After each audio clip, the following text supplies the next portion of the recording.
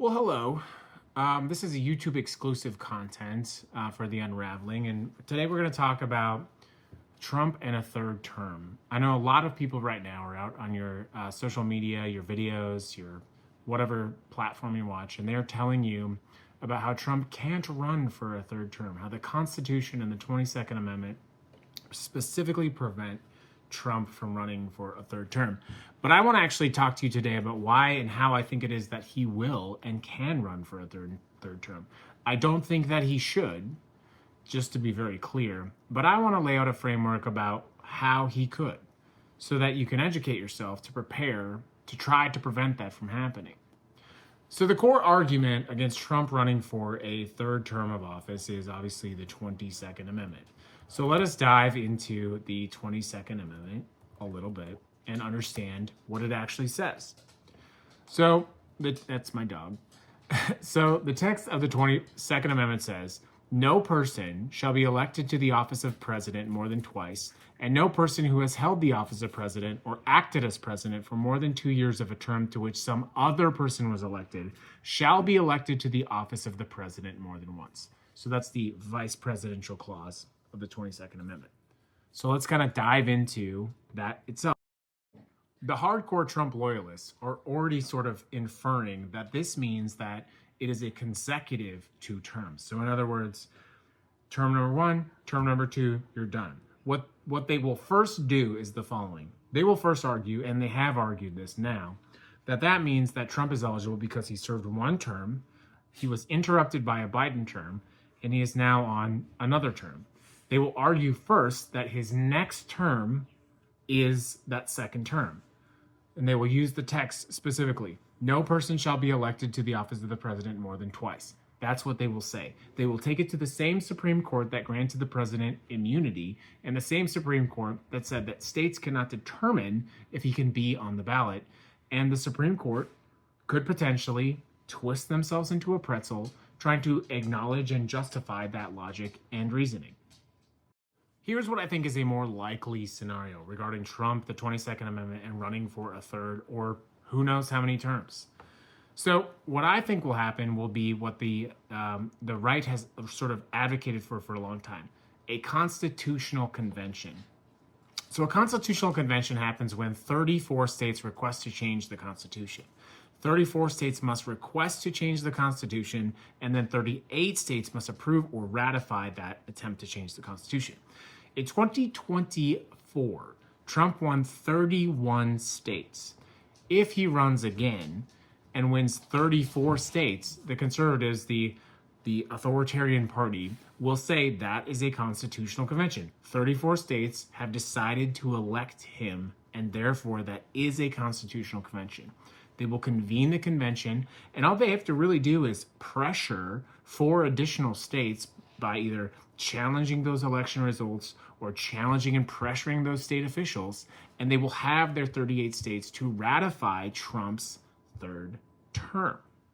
Now, okay, so how could he run in the first place? That's easy. The Supreme Court has already green-lit that, and actually Joe Biden and Kamala Harris also greenlit this path. Let's walk down why that is.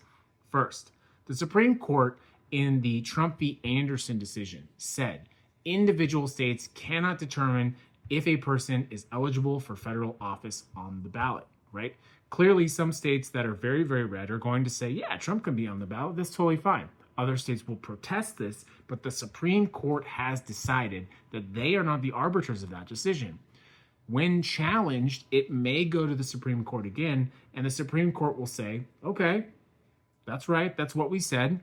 Let's see what happens after the election. That's essentially what they said for this case, Trump v. Anderson.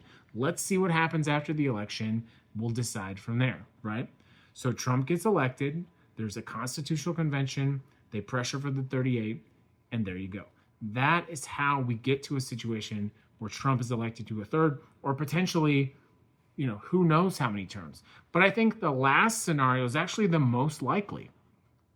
Trump does extrajudicial things all of the time. Here's the pattern, the fact pattern that emerges. Trump says something crazy and outlandish. I'm going to run for office a third time. At first, people say, oh, he's just joking. And then they say, oh, he's not totally serious. And then they say, oh, well, here's why this could be a good thing. It could be a good thing that he does this. And then the media hops on and says, let's have a panel to discuss why it might be good for a president to run for a third time. And then that goes on for a while. And then a bunch of lawyers from the other side will go, no, it's against the law. He can't do it. And then it will hit the friction point and he'll do it anyway. And nothing will stop him. We see this right now, today, in this time frame, this timeline we're in. Trump fired 17 attorneys general by just saying, I'm firing them. That's against the law. It's an extrajudicial way to do that. He does not have the ability to simply fire them. He has to fire them with cause by presenting a case to Congress. He did it anyway. So to sort of say Trump can't do it because it's against the law is a core factual flaw in the argument. And I'm quite candidly tired of attorneys telling me what Trump can't do because it's illegal. We do need to take this seriously. We do need to understand what's in front of us, and we need to better prepare. And intellectually on the left, I think some people should ask themselves the honest question. If someone had presented a case for Obama to run a third term, a lot of people on the left would have said, yeah, I want him to run a third term. And the wheels in motion to make that happen could have started spinning. But the sort of moralistic and sort of integrity-based approach to the Constitution is what prevented that. Well, I'd argue to you that does not exist on that side. In fact, they thrive in breaking and smashing the rules, and they will do that if they can. So this conversation that Trump can't run for a third term in office is simply queuing up a lack of action. Trump says crazy things, people enact those crazy things, and there is nothing stopping this man from doing exactly what he wants. And we need to be prepared for that.